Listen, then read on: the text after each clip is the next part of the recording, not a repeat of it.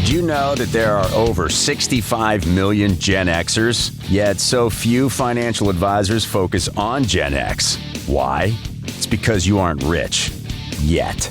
Welcome to the Gen X Money Advisor with Michael Labos, certified financial planner, certified college funding specialist, and founder of Gen X Wealth Partners. This podcast focuses on the specific needs of Gen Xers by a Gen Xer. Get ready to explore topics that will help you get your retirement on track, maximize your dollar towards your child's education, and successfully manage aging parents. We will even sprinkle in a little health and wellness, travel and leisure, and time and stress management. Come and experience the expertise of Michael and his special guests who focus on enhancing the quality of your life today and in the future.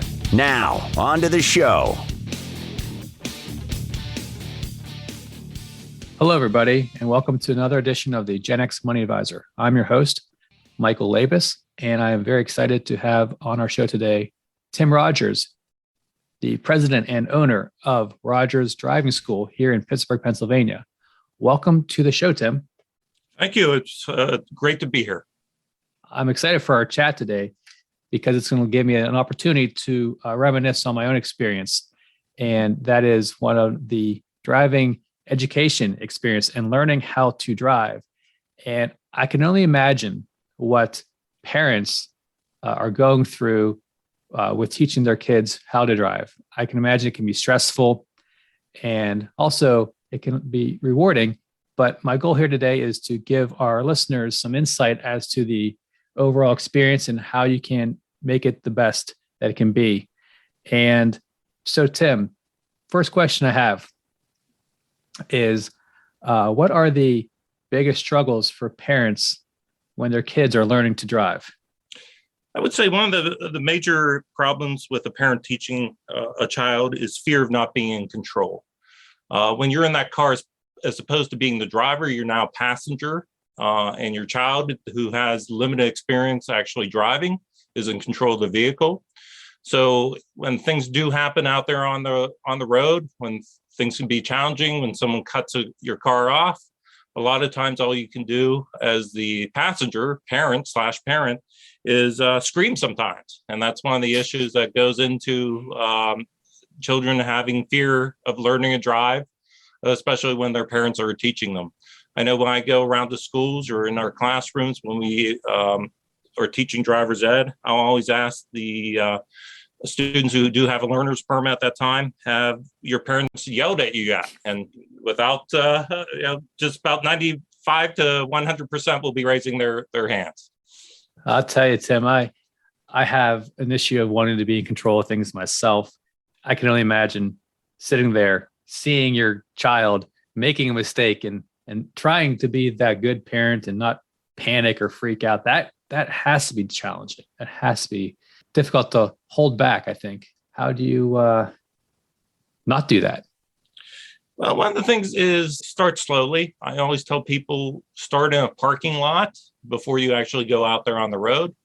Make sure your child knows the basics of control of the vehicle, how to put the car in reverse, how to make sure they go from the gas pedal to the brake pedal, how to turn appropriately. And that way you're doing an isolated situation where you don't have the traffic. I always tell people it's easy to drive a car once you have those rudimentary things basically down pat. The problem of driving then is interacting with all the other vehicles out there on the road. It would be simple if you're the only car ever driving out there on the road, but that's not really feasible. You're interacting with people. Sometimes they're doing aggressive driving techniques, and your goal is to try to get where you're going from point A to point B safely. So one thing that I recognize when I drive, and I this is a funny topic because nobody really thinks, okay, maybe some people, but most people think they're good drivers, right? Yeah. No one's a bad driver. But I always tell myself that half the drivers on the road are below average and half are above average. And I think a lot of drivers have bad habits, right? Yes. That they've just kind of grown into over the years of driving. So could you, as a parent, perhaps be teaching your kids bad habits? Absolutely. And when we get children coming through our school, sometimes we have to break them of the bad habits that they pick up from their parents, not even when they're learning to drive, but just being a passenger watching their parents driving. Once again, a survey I would do in our class is, how many times have you seen your parent do this or do that? Things that are dangerous out there on the road, or participate in distracted driving. And once again, close to 100% will be raising their hands. So yes, I've seen that. Just on a testing basis, one of the components of the Pennsylvania driving exam is parallel parking, being able to parallel park. And that's the number one thing when parents call in. They say, hey, I haven't parallel parked since I learned to drive. So that's one of the things you'll need to teach my child. So that's one of the things that we do have to teach, because that's a component of the Pennsylvania driving examination. Yeah, it's something that you don't do too often unless you are in the city. Yes. Personally, I grew up in the suburbs. I went to school in the city. So parallel parking was something that I guess, fortunately, I had to learn. And when parked, it wasn't a big issue. But a lot of my friends who grew up in the suburbs, they never had a parallel parking. It was a big issue for them. And I laughed at them. Now, this is a long time ago, but I still laugh at them because it says they still can't parallel park. No, they always ask me, oh, hey, there's a spot, Mike. Do you think you can get in there? I'm like, yeah, I got that. But if they were driving, we'd be still looking for a spot. But that's a big part of it, is eliminating the bad habits, I think. One of my biggest pet peeves on the road is when people cease to use their blinkers, their turn signals. It's a lost art, using a turn signal. I sometimes feel like I have to anticipate people turning, right? Yeah. So now there's a lot of challenges for parents, but what about the kids? What are their biggest challenges when they start to learn how to drive? A couple of things. Distraction, try and eliminate distractions when they're learning to drive. That's one of the reasons why here in Pennsylvania, when the child does pass their driving test and they're under the age of 18, they get what's called a junior license. And one of the prohibitions on the junior license is they can only have one person below the age of 18 not related to them in the car when they're driving on their own for the first 6 months, because of distractions of having other teens in the car. So that's one of the issues with any type of learning to drive. And also the fear. I think there's a lot of anxiety with teens about learning to drive, especially as they get ready to take the driving test. When a student may be doing very well as far as learning to drive, but when they come to actually take the actual test, and testing anxiety takes over, and they can do parallel parking 100 times perfectly when they take the test, that's when they mess up. And parents sometimes forget about that. They forget about test anxiety. And it's a stressful thing to be taking a driving test, and especially stressful when your parent is there and they're expecting you to pass. So I want to talk about all that on a singular basis. So technology, I know that cars today are way advanced, and I've got Bluetooth in my car. So when somebody calls me, I'm not picking up my phone. I can take a call and focus on the road still. But are there any things that kids and parents can do to reduce distractions in technology, or using technology perhaps? Yes. Obviously, texting and driving is an issue. There are apps that parents can download that will forbid students from texting or even answering the phone while the car is in motion. So there are some technology that they out there to try to limit distractions. But distractions are all around us. Even a GPS, which is one of the great inventions, I think, of all time, is distraction when you're driving, when you're trying to listen to the voice telling you which way to turn and you're looking at the map, even if it's part of the car itself. So even good technology can sometimes be distractions. But definitely, I would say the biggest distraction right now is technology with cell phones. When I was a 16-year-old, we didn't have that distraction. We had other distractions, friends in the car, eating while you're driving, listening to the radio. There were other distractions at that time, but definitely technology with cell phones is the biggest distraction nowadays. And seasoned drivers, and especially for young drivers. Yeah, it's amazing. I just see people driving down the road and they're always on their phones. And I just want to honk my horn and do something to get them off it. I say this with all sincerity. I'd rather have someone have a couple drinks and drive rather than texting and driving, because at least you're focused on the road. It's scary out there. You can almost anticipate accidents happening and you can see it. And so I think that's just not with kids. That's just with everybody. It's technology. Everybody's so connected to their device. Do you have any examples of these apps that you can download? Well, I don't have the names, but I know that they do exist, and that's something that people can Google and find out. And I think it's a great thing for trying to prevent distractions when you're learning to drive, because driving is really a participatory process. You actually have to be thinking out there when you're driving. You can't be daydreaming. A lot of people do, but you actually have to be participating in what's going on. You have to be getting the big picture as to what's happening around your car and keep your eyes moving, seeing who's behind you, seeing who's beside you, anticipating, like you were saying. Sometimes I'll see cars kind of weaving on the road, and you get close to them and you see, yep, they're on the phone or they're texting. Once again, we think our brains can multitask, but the human brain is not designed to do that proficiently.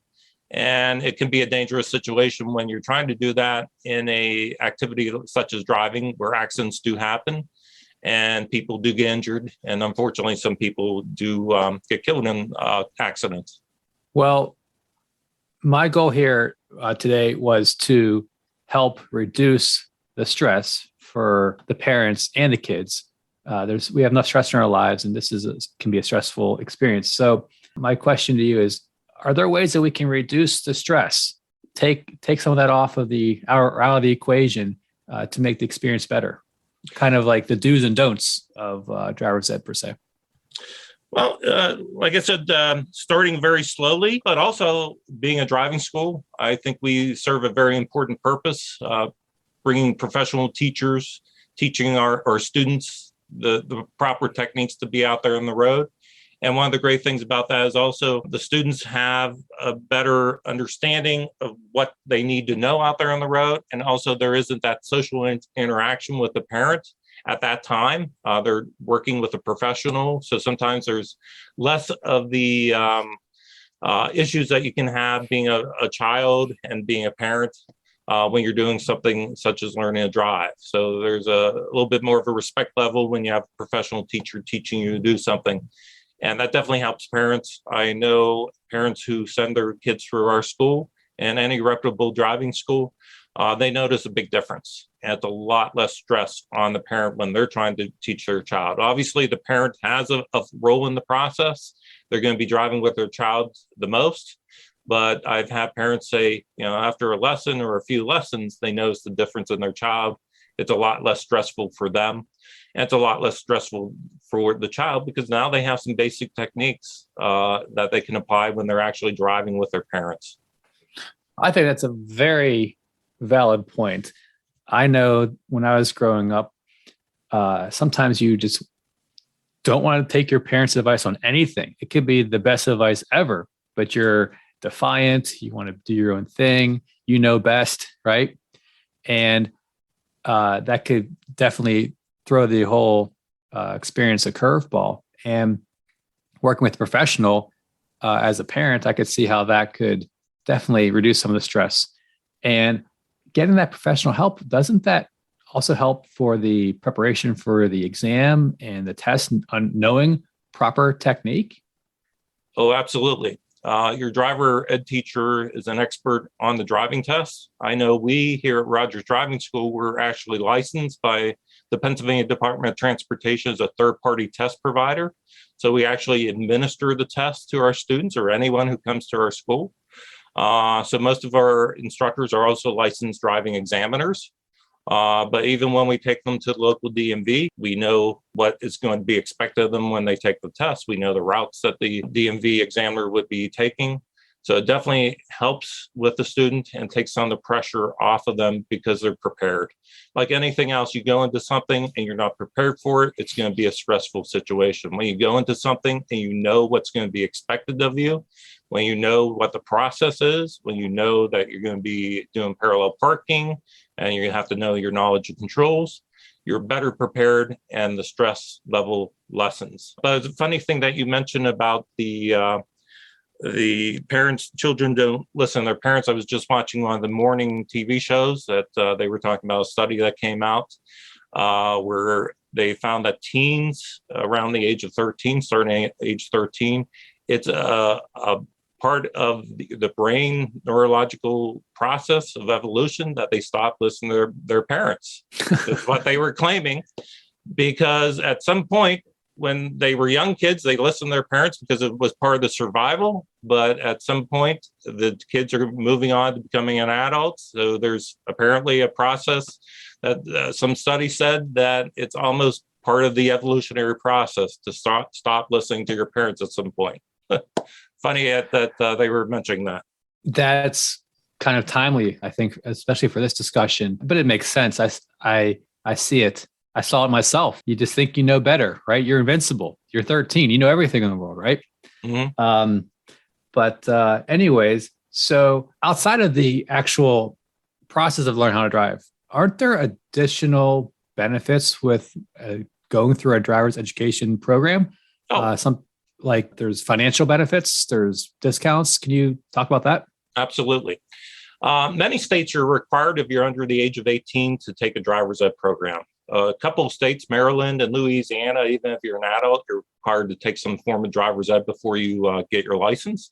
Here in Pennsylvania, we have no mandatory driver's ed. We do have a graduate licensing system. But one of the benefits of taking driver's ed is a financial benefit.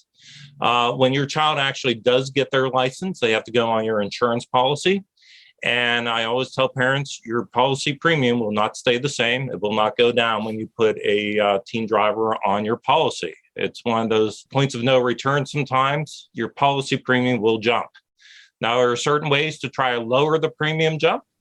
Most major insurance companies do offer a driver's ed discount if a child takes a state licensed driver's ed program. And usually you save anywhere from 10 to 20% annually up until the age of 25. Sometimes even up to the age of 25, depending on the insurance company. Because teens, even though the individual teen may be a fantastic driver because of their age, they are being penalized. So the great feature of taking driver's ed is most major companies do offer a driver's ed discount. Not all of them, but most major ones. Some companies also offer a good student discount. So if your child has a B average, they find a correlation to being responsible with being a good student. And the ultimate degree of being responsible is being able to safely drive a car. That's a good example of responsibility. And any good insurance agent will work with their customers to try to mitigate and lessen the severity of the premium increase when the child goes on the car. And there's different ways that agents can do that. But those are some of the good discounts that are on there. And that people should really shop around if they find that once the child goes on the policy, your premium jumps substantially. That may be a time to look and compare other insurance companies and what discounts they offer. That's very good information. I wouldn't have thought about that. And as a teenager, you're not. I mean, maybe you are, but for the most part, you're probably not paying the premium to understand the cost of the a luxury of being able to drive a car. So that's very good intel there. So I'd like to take a trip down memory lane for a minute here, Tim. Mm-hmm. Whenever I went through the driver's ed experience, so we're talking mid to late 90s here, I'm sure it was a lot different than it is today. I remember the car. Does this still exist? The car that has pedals on both sides of it so that the instructor can stop the car. Does that still exist? What's changed since we went through the experience versus what kids are going through today? Yeah, as far as the cars with driving school, they are dual control training cars. So our cars have dual brakes, dual gas pedals, dual mirrors. The only thing that you don't have anymore, like they did many years ago, which we have pictures of some of our really older cars, are the dual steering wheel. You can't do that nowadays because of the airbags. But at that point, the instructor can actually drive the car on the passenger side. So that was a fun feature. But even without the wheel, being a dual control training car lessens the the chance of a dangerous situation occurring. And that's one of the great things with a driving school is that they are in dual control training cars, whereas when a parent is teaching their child, they're in a car without those dual controls. So that's one of the things that causes great stress. As far as learning to drive, as far as taking the driving test, here in Pennsylvania, we've had different ways of administering the test. When I was young, when I was 16, I'm a little bit older than you, the Pennsylvania State Police actually administered the test on our artificial testing ground. And that was very stressful because you have the state trooper in their uniform giving you the test. That's very stressful for most people. I'd be intimidated. Yes. And it was on our one nice thing, it was on our artificial testing ground. You actually never went out on the road. There, you did parallel parking, serpentine, 3-point turns, and maybe a few stop signs, depending on the location that you took it. Back in the 1990s, closer when you took the test, the Pennsylvania Department of Transportation, PennDOT, took over the testing here in Pennsylvania. So civilian examiners start administering the test, and PennDOT, to their wise thought, decided, hey, maybe it's when we administer a test, we should take students out or candidates for their license out on the road and actually interacting with traffic. So that's what we do nowadays. Most of the testing centers for the state are in strip malls, and you're actually in a parking lot, and they'll do the parallel parking and then take you out on the road for about 10, 15 minutes. And that's the driving test. So things have changed, a way people learn and also a way we administer tests. As I mentioned earlier, back in 2016, Pennsylvania decided, why not have some of the driving schools actually administer the tests, because people are waiting a long period of time for their driving tests here in Pennsylvania. And we were part of a pilot program for PennDOT, which we were really pleased on doing, one of 10 schools throughout the state chosen. And we started administering the tests and became very successful. So PennDOT actually expanded the program. So people don't have to actually go to the DMV to take the driving test. They can go to a driving school, and we can prepare them for the test. And more importantly, we can get them in much quicker than the many weeks or months it can take to actually schedule a test with PennDOT. So I'll share a real quick story about the test taking process. I took mine with a local, wasn't through a school, but this was a while back. I moved to Indiana earlier in my career, and the state of Indiana, I actually had to retake the written test. Now, I was 22, 23 at this time. That test was tough. And I was only 6 years removed from formal driving education, we'll call it. I had to study for that thing. That was tough. I passed it, but it was tough. I don't know why the state of Indiana made me do that. I don't know if they had a reciprocation. I didn't have to take a driving test, just a written test. I found that interesting. Is that an anomaly, Tim, or is that common?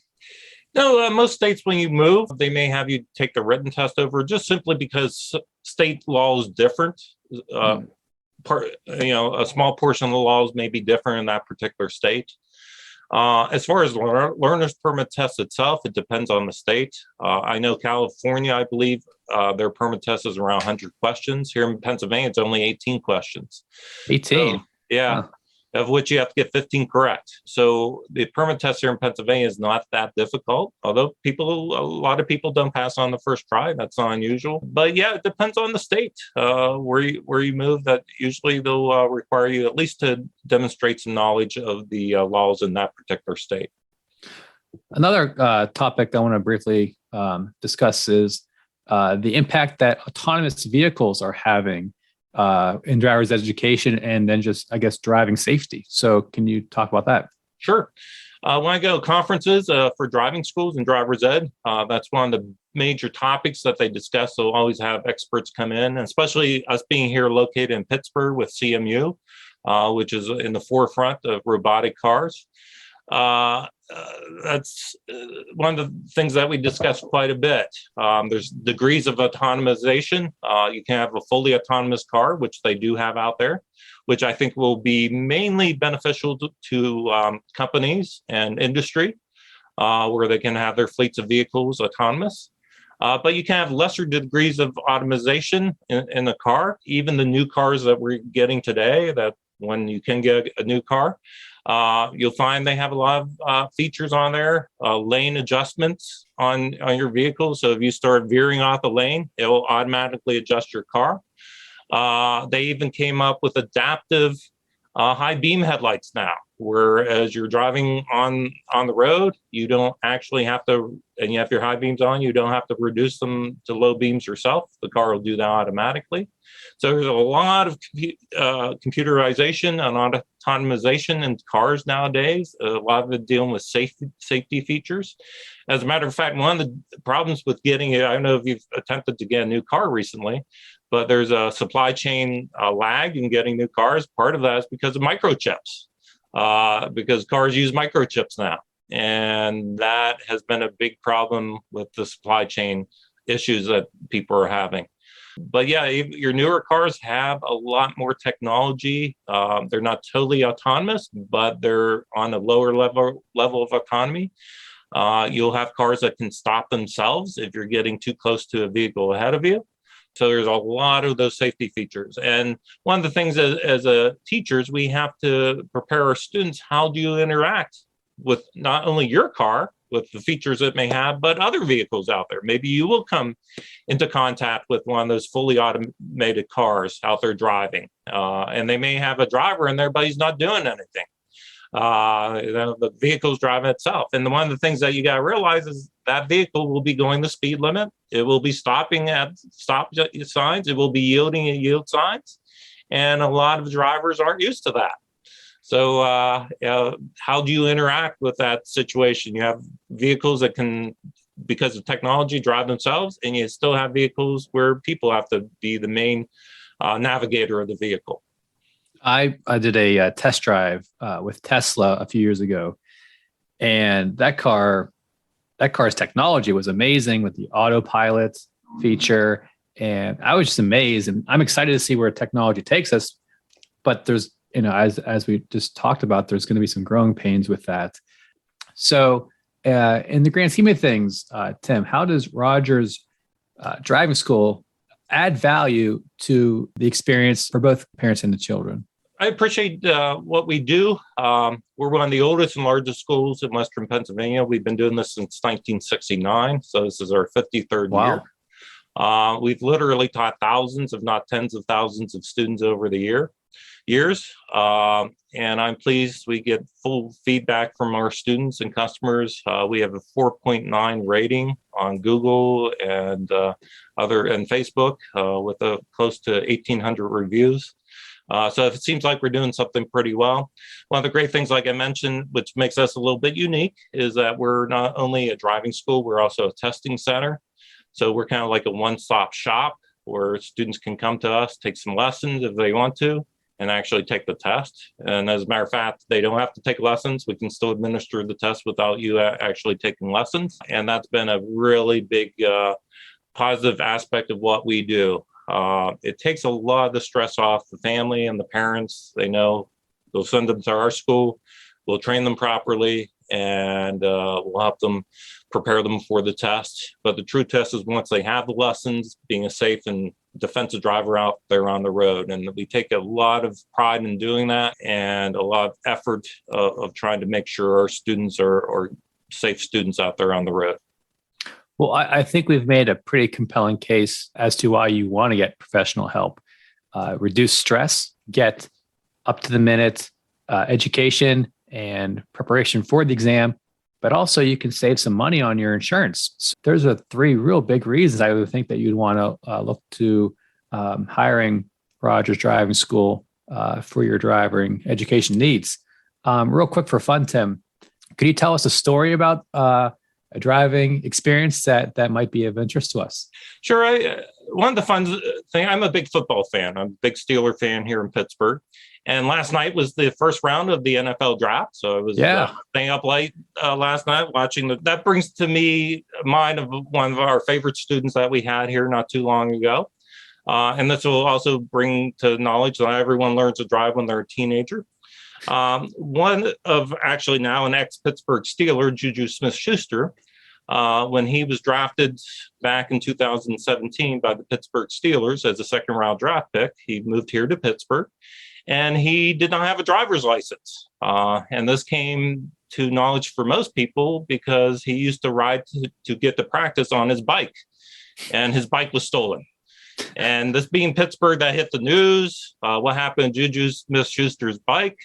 And it was a fun little story going on in the Pittsburgh. I remember that. You remember that? I do. And then JuJu decided it's time for me to learn to drive. And so JuJu actually didn't contact us directly. The NFL contacted us. They said, can you help our player to get a license? And we'd actually like to film it. So wow.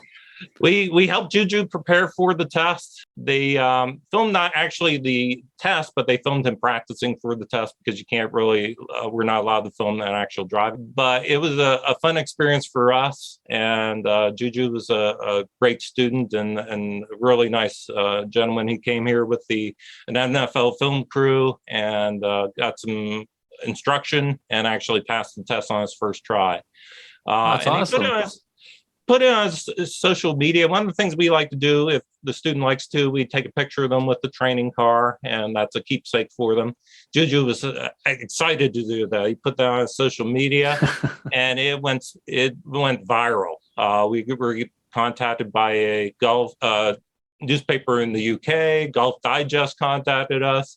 Wow. About JuJu SmithSchuster. It was really a fun and interesting experience for us, and it was fun working with JuJu. But that goes to show you that not everyone learns to drive when they're a teen. He was, I think, around 20, maybe 21 when he came here to get his license, and he was really excited. He actually said in the video one of the biggest moments of his life was getting that driver's license. That's a big day. I remember getting mine. 16. It's like a path to freedom, right? Yes. It's a milestone for teenagers. For an adult, it's life-changing. You no longer have to rely on Uber or public transportation or friends to get you places. Now you have a license. It's a sense of freedom. And like you said, you'd be surprised how many people don't get it when they're a teenager. We get people in their 20s, 30s, all the way up to senior citizens. We get people with licenses who are still unsure about themselves out there on the road. They have some anxiety, and we need to work with them on things like that. Well, Tim, I want to thank you for coming on the show today and helping our audience with some tips of the trade on how to approach the driving education experience. And I think that we've outlined some good opportunities to get some value, not only from the education, but the reducing of stress and saving some money on your car insurance premiums.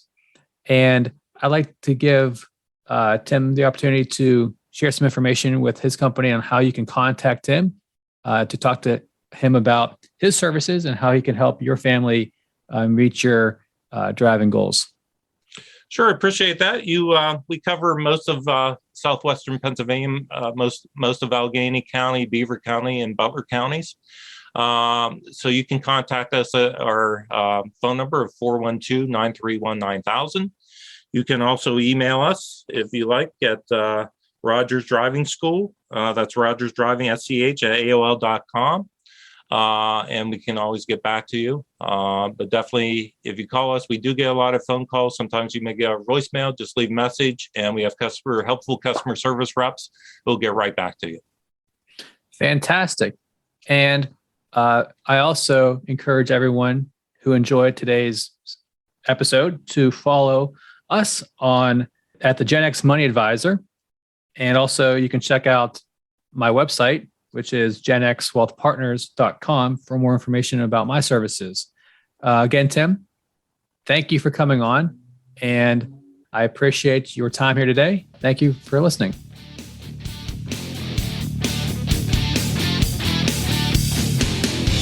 Thank you for listening to the Gen X Money Advisor podcast. Click the follow button below to be notified when new episodes become available. The information covered and posted represents the views and opinions of the hosts and/or guests and does not necessarily represent the views or opinions of Gen X Wealth Partners. This content has been made available for informational and educational purposes only. The content is not intended to be a substitute for professional financial advice. Always seek the advice of your financial advisor or other qualified financial service providers with any questions you may have regarding your individual situation. Securities offered through Kestra Investment Services, LLC, Kestra IS, member FNRA SIPC. Investment advisory services offered through Kestra Advisory Services, LLC, Kestra AS, an affiliate of Kestra IS. Gen X Wealth Partners is not affiliated with Kestra IS or Kestra AS.